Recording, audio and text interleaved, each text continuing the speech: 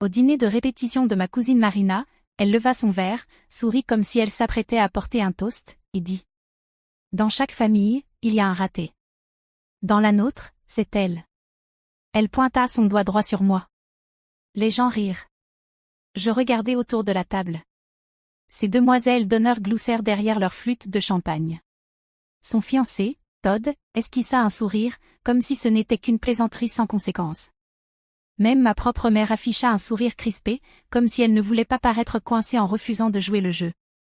Je gardai le visage impassible. C'était ça, l'astuce. Ne pas scier. Ne pas leur donner cette satisfaction. Je pris mon verre de vin, en bus une gorgée, et fis comme si la remarque m'avait glissé dessus. À l'intérieur, c'était comme un coup de poing dans les côtes. Je n'étais pas surprise. Marina me faisait ce genre de coup depuis des années, elle me provoquait, déguisait ça en taquinerie, puis se cachait derrière un public qui la laissait toujours s'en tirer. Depuis notre enfance, j'étais celle qui ne rentrait pas dans le moule. Celle qui n'était pas allée à l'université. Qui ne portait pas de pastel à Pâques. Qui ne souriait jamais assez largement sur les photos. Celle qui s'était engagée dans l'armée au lieu d'intégrer sa sororité. Il ne s'était même pas soucié de mon retour l'an dernier. Aucun panneau de bienvenue. Aucun appel. Même pas un texto. C'était comme si j'avais échoué en silence, d'une manière qui les faisait tous se sentir mieux dans leur peau, comme si être différente était une honte. Et ce soir, je n'étais qu'un accessoire dans le petit événement parfait de Marina. Une autre blague à lancer entre deux plats. Mais alors, les portes d'entrée s'ouvrirent. De lourdes portes en bois, larges et lentes, grincèrent derrière nous. Au début, personne ne se retourna. Mais je l'entendis, des bottes sur le carrelage, le cliquetis du métal, le pas d'un homme qui marchait avec détermination. La pièce se tut, juste assez pour que quelques têtes se tournent. Un homme en uniforme entra. Tenue bleue de cérémonie de l'armée. Chaussures cirées. Coupe impeccable. Épaule droite. Un dossier soigneusement calé sous le bras. Il balaya la salle du regard avec calme, puis se dirigea vers la table d'honneur, où Marina et Todd étaient assis sous des guirlandes lumineuses. Je pensais qu'il venait peut-être pour moi. Je me redressai légèrement. Il ne me jeta même pas un regard. Il s'arrêta devant le micro, le tapota une fois, puis parla d'une voix ferme et professionnelle. Désolé pour l'interruption. Est-ce que la mariée est présente? La pièce se figea. Marina se glaça. Oui, c'est moi. L'homme hocha la tête. Mademoiselle Marina Val, nous devons vous parler à propos de votre autre mariage. D'abord, personne ne réagit. Les mots semblaient dénués de sens, comme si nos oreilles n'avaient pas encore compris ce qu'elles venaient d'entendre. Puis le sens frappa. Je vis les yeux de Marina s'écarquiller. Todd tourna lentement la tête vers elle. Ton quoi? Demanda-t-il. La bouche de Marina s'ouvrit, mais aucun son n'en sortit. Elle était livide, comme si son fond de teint n'arrivait plus à cacher la chaleur qui montait sous sa peau. L'officier se tourna vers Todd. Elle est actuellement toujours légalement mariée au caporal James Ridley. Nous avons les documents officiels. Ce mariage n'a jamais été annulé ni légalement dissous. Des fourchettes tombèrent sur des assiettes. Quelqu'un eut un hoquet de stupeur. Des chaises bougèrent. La pièce fut emplie du son de dizaines de respirations suspendues. Et à ce moment-là, je n'eus pas besoin de dire un mot. Je n'eus pas besoin de me défendre, ni d'expliquer qui j'étais, ni pourquoi j'avais été absente, ni pourquoi je ne portais ni talons ni maquillage, ni pourquoi je ne postais pas de photos en peignoir de satin assorti avec 10 autres demoiselles d'honneur. Je me suis simplement rassis, j'ai posé mon verre sur la table, et j'ai regardé la femme qui m'avait traité de ratée pendant des années devoir enfin s'expliquer. Je n'avais pas prévu d'assister au mariage de Marina. Ni à la répétition, ni à la cérémonie, rien du tout. J'avais supprimé l'invitation dès qu'elle était arrivée. Je n'avais pas besoin d'un rappel de plus sur la place que j'occupais dans cette famille. Mais ensuite, mon petit frère Jess m'a appelé. Tu devrais venir, il m'a dit. Ça fait des années que t'es parti. Viens juste montrer ta tête, manger gratuit, et repars. Il essayait de faire ça passer pour quelque chose de simple, comme si venir ne me coûterait rien. Mais je savais très bien ce que j'allais affronter. Le mariage de Marina n'allait pas être un événement familial. Ce serait un spectacle. Et on m'y avait assigné un rôle que je n'avais pas choisi. Je suis rentrée de mon dernier déploiement il y a 10 mois. J'ai servi 5 ans dans l'armée. 2 missions à l'étranger. Le genre d'expérience qui te change toute ta perception du bruit, du sommeil, de la faim, et de ce que ça veut dire aller bien. Mais pour ma famille, je n'étais pas une soldate. J'étais la fille qui n'avait pas terminé ses études. Celle qui s'était barrée au lieu de se ranger. Celle qui était rentrée silencieuse, ordinaire, un peu trop sérieuse à leur goût. Je me suis installée dans un petit appartement près de Boston et j'ai commencé à travailler dans un centre pour anciens combattants. Rien de clinquant, juste aider les gens à remplir des papiers, à trouver un logement, à rester hors de la rue. Ça m'a donné un but. Pas une seule fois, quelqu'un dans ma famille ne m'a posé une question à ce sujet. Ma mère, Karen, disait aux gens que j'étais en train de me remettre sur pied, comme si j'étais tombée. Mon père, Doug, essayait de garder le contact, mais disait presque toujours ce qu'il ne fallait pas. Marina va super bien, il glissait dans chaque conversation, comme si son succès était une carte que j'avais refusé de suivre. Et puis il y avait Marina, bien sûr. Elle et moi, on avait été proches. Petite, on jouait tout le temps ensemble. Elle était exubérante et dramatique. Moi, plus calme. Elle me confiait ses secrets. Moi, je les gardais. Mais ça a changé avec l'âge. Quelque part entre le collège et le bal de promo, je suis devenue quelqu'un qu'elle tolérait à peine. Elle a découvert la popularité. Moi, j'ai découvert la solitude. Elle courait vers la lumière. Moi, je m'effaçais dans l'ombre. Quand je suis partie pour l'entraînement militaire, elle ne me regardait même plus aux réunions de famille. Elle appelait ça « la face d'Émilie ». La dernière fois qu'on s'était vu avant le mariage, c'était à l'enterrement de notre grand-père. Elle avait passé plus de temps à parler du traiteur que de l'homme dans le cercueil.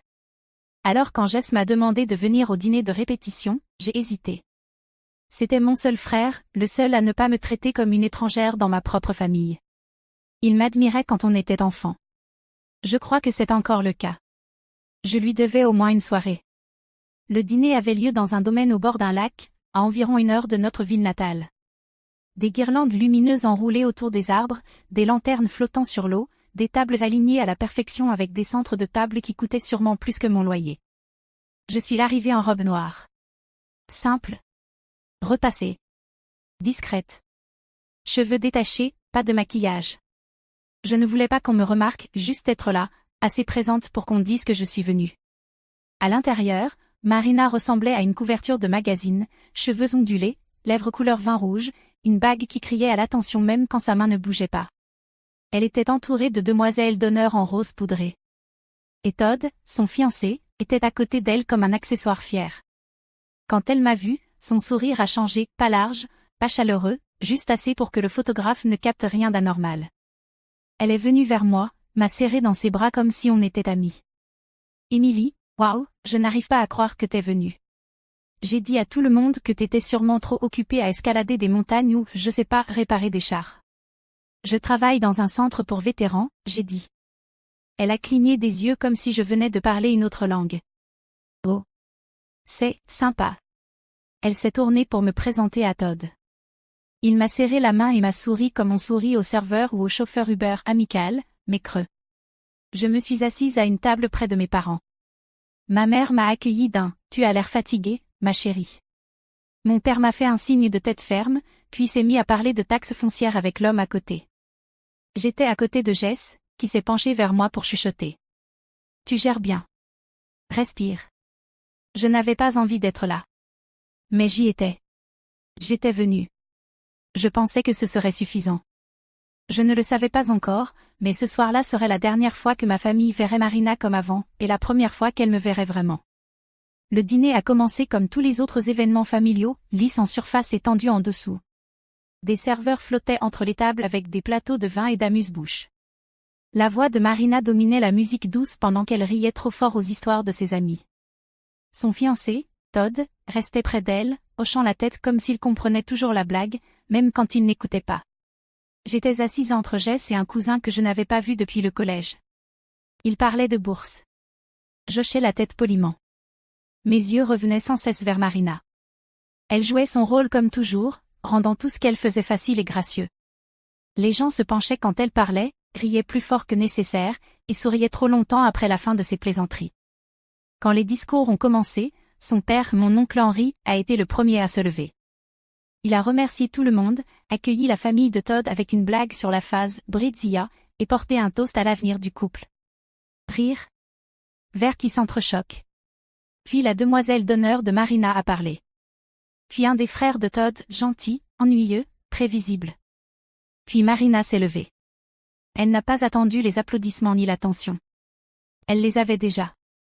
Elle tenait son verre avec une posture parfaite et balayait la pièce du regard, comme une reine qui s'adresse à sa cour. Je voulais juste dire merci, a-t-elle commencé, à tous ceux ici qui ont fait partie de nos vies. Surtout ceux qui nous ont montré ce qu'il ne faut pas faire. Quelques rires étouffés. Elle a tourné ses yeux vers moi. Fixés.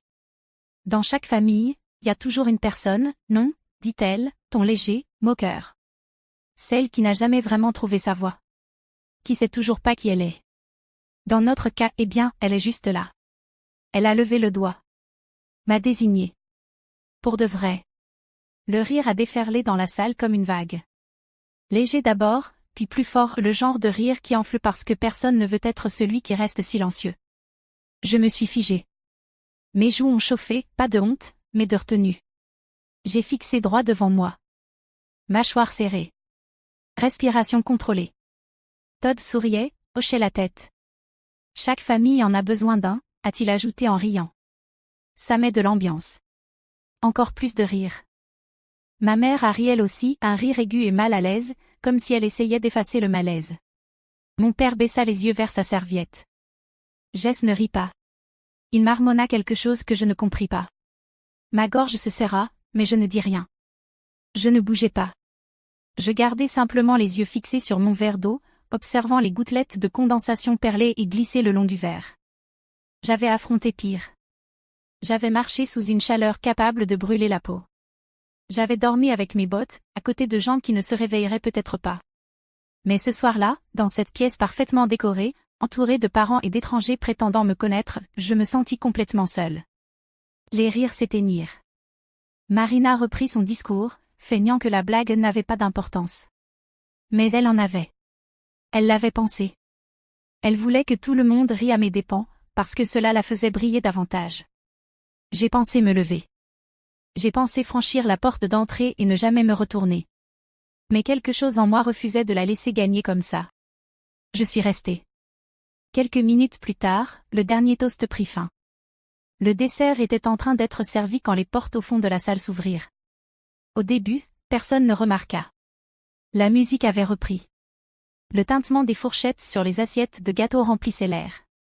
Puis une silhouette entra. Grande. Soignée. En uniforme militaire complet.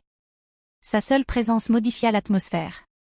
Avant même qu'il ne parle, quelque chose dans sa démarche fit taire les gens. Tête après tête, tous se tournèrent vers lui. Quelques-uns chuchotèrent. Le brouhaha s'éteignit. Il avança vers le devant de la salle d'un pas calme et volontaire, un dossier sous le bras. Les talons de ses chaussures cirées claquaient sur le plancher de bois comme un métronome. Il s'arrêta devant le micro. Sa voix était posée, formelle, pas forte, mais autoritaire. Veuillez excuser cette interruption. La mariée est-elle présente? Marina se leva. Oui, c'est moi, Marina.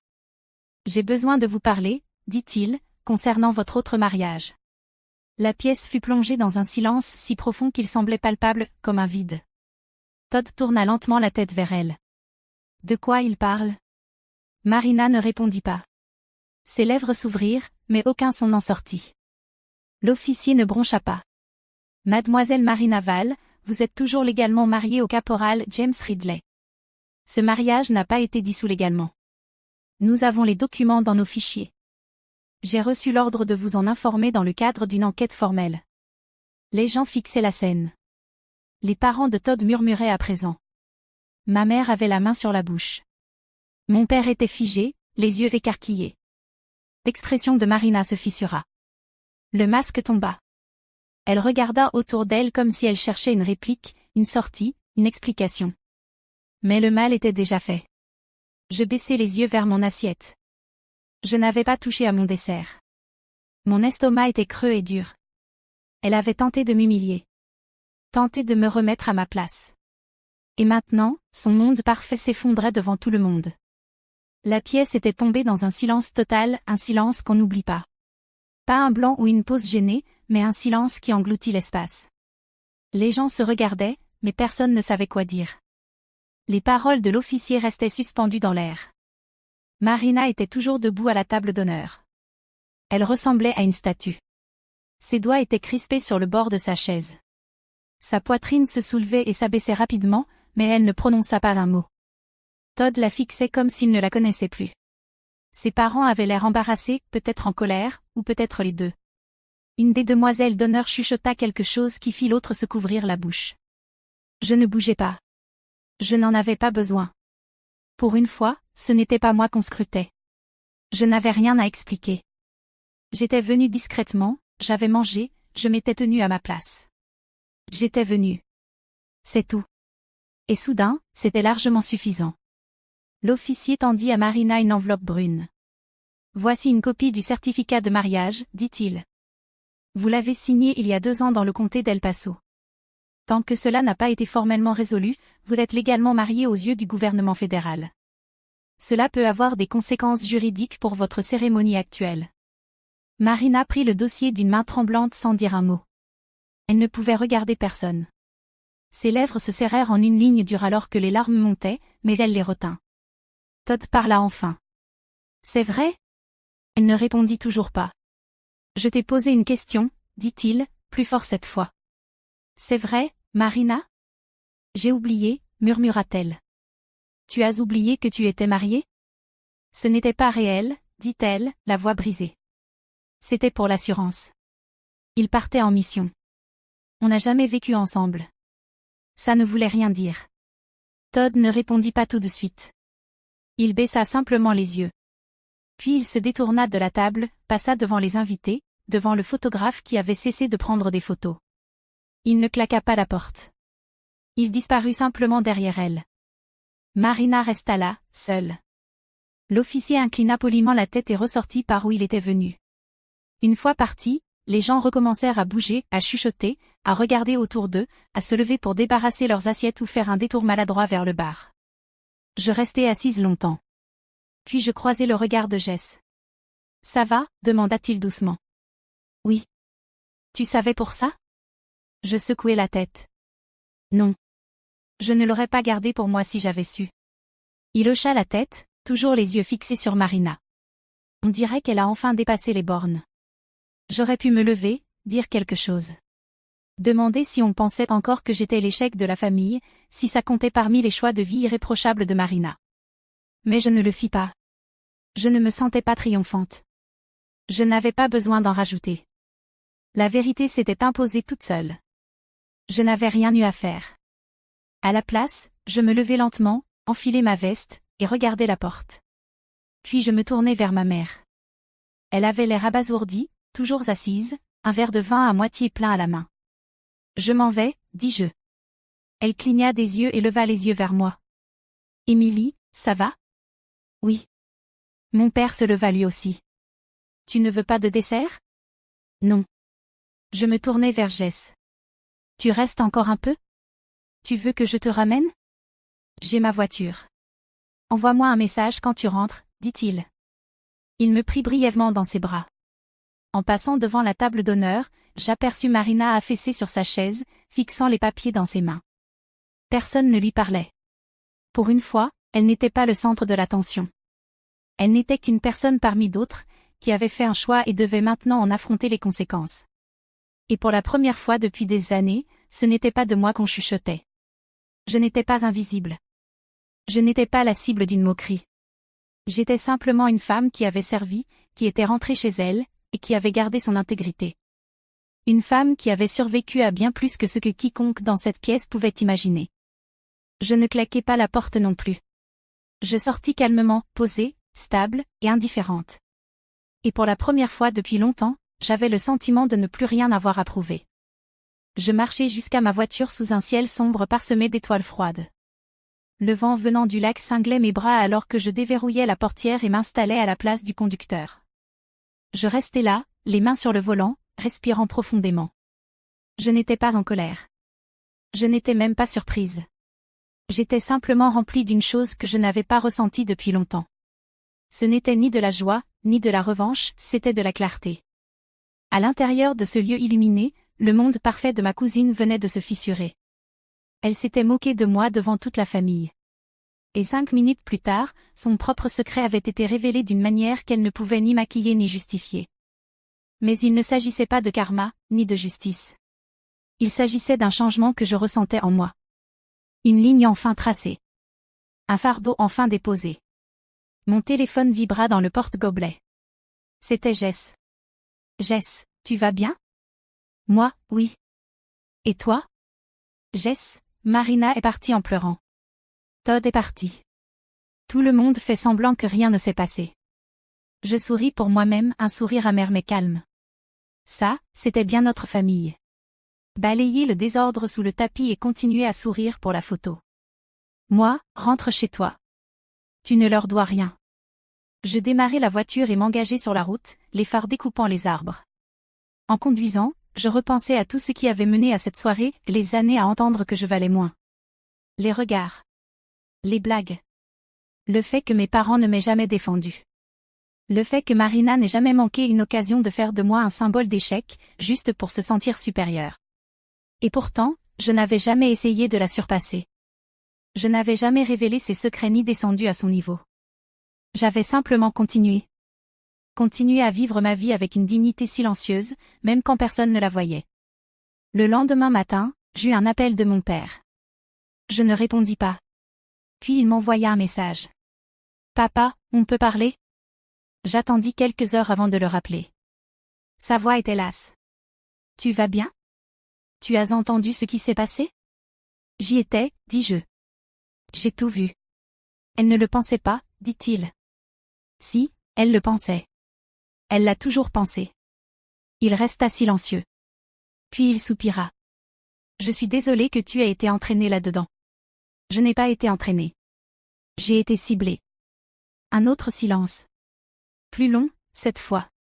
Je sais que tu t'es senti à l'écart de la famille depuis un moment, dit-il. C'est notre faute. On n'a pas compris ce dont tu avais besoin. Vous n'avez pas essayé. Tu as raison. Il ne tenta pas de se justifier. Il ne chercha pas à expliquer le comportement de Marina, ni le mien. Il ne demanda même pas pardon. Il dit juste qu'il espérait que je viendrais quand même au mariage, qui, à ce stade, était manifestement annulé. J'espère qu'elle va bien, dis-je.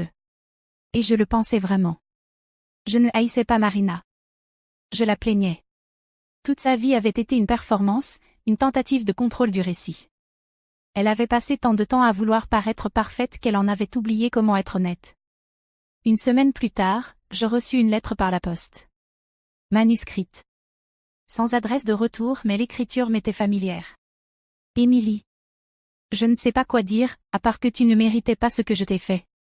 J'ai fait une blague à tes dépens parce que je pensais que c'est ce que les gens attendaient de moi, parce que j'étais insécure et égoïste. Tu n'as rien fait de mal. Tu es juste venu et tu m'as rappelé ce à quoi ressemble la vraie force.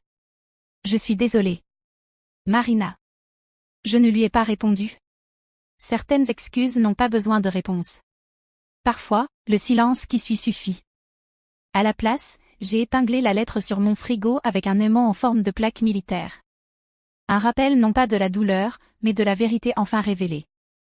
Un mois plus tard, on m'a invité à parler lors d'une table ronde pour anciens combattants. J'ai dit à une salle pleine d'inconnus qu'on ne reçoit pas toujours la famille qu'on mérite. Parfois, on reçoit celle qui nous apprend exactement qui l'on est, en nous incomprenant sans cesse. Après l'événement, une femme s'est approchée de moi, les yeux brillants de larmes. Merci, dit-elle. Ma fille est dans l'armée. Je n'ai jamais su comment lui parler sans la faire se sentir petite. Je pense que je m'y prenais mal. Je lui ai serré la main. Il n'est pas trop tard pour bien faire. En repartant ce soir-là, j'ai compris que je n'avais jamais été l'échec. J'avais été le bouc émissaire de leurs insécurités. J'avais construit ma vie de mes propres mains. J'avais porté mon silence comme une armure, non comme une honte. Et pour la première fois, je me voyais enfin comme je méritais d'être vue. 2 mois se sont écoulés avant que je ne revoie quelqu'un d'eux. Le mariage de Marina était officiellement annulé. Pas de grande annonce, pas d'explication envoyée aux invités, pas de photos postées, juste le silence. Ses réseaux sociaux se sont éteints. Son site de mariage a été supprimé. Pour la famille, c'est devenu une autre chose dont il ne fallait pas parler, quelque chose qu'ils espéraient que les gens oublient. Mais moi, je n'ai pas oublié. Pas par désir de vengeance. Pas par rancune. Je m'en souvenais parce que, pour la première fois, quelque chose s'était brisé et tout le monde avait dû affronter la vérité. Le prochain rassemblement familial fut l'anniversaire de mon père. Moins de monde. Moins de distractions. Pas de toast au champagne. J'ai hésité à y aller. Mais cette fois, je n'avais pas l'impression d'entrer en territoire ennemi. Je me sentais différente. Je me sentais égale. En entrant, ma mère m'a adressé un sourire discret. Pas de remarques acides sur ma tenue. Pas de petites piques sur ce que je faisais de ma vie. Juste un vrai, presque prudent « bonjour ». Marina n'était pas là. Je me suis assise à côté de Jess et j'ai écouté les conversations tournoyer autour de nous. Pour une fois, on ne me parlait pas par-dessus. On me posait des questions, de vraies, sur mon travail, sur ce que ça avait été de rentrer, sur ce que je voulais faire ensuite. J'ai répondu honnêtement. Je ne me suis pas diminuée pour les mettre à l'aise. Après le dîner, mon père m'a prise à part dans la cuisine. Il s'est adossé au comptoir, les bras croisés. On a beaucoup pensé à cette soirée, dit-il. Moi aussi, lui répondis-je. Il m'a regardé, pas comme un père cherchant à réparer, mais comme un homme voyant enfin clairement sa fille. Je ne t'ai pas défendu. J'aurais dû. Toutes ces années, j'ai laissé couler parce que je pensais que ça passerait. Je pensais que c'était sans conséquence. Ça ne l'était pas, dis-je. Mais j'y ai survécu. Et je n'attends plus que quelqu'un me dise que je m'en suis bien sortie. Il acquiesça, les yeux humides. Tu t'en es mieux sorti que bien. C'était tout ce dont j'avais besoin. Pas parce que ça réparait tout.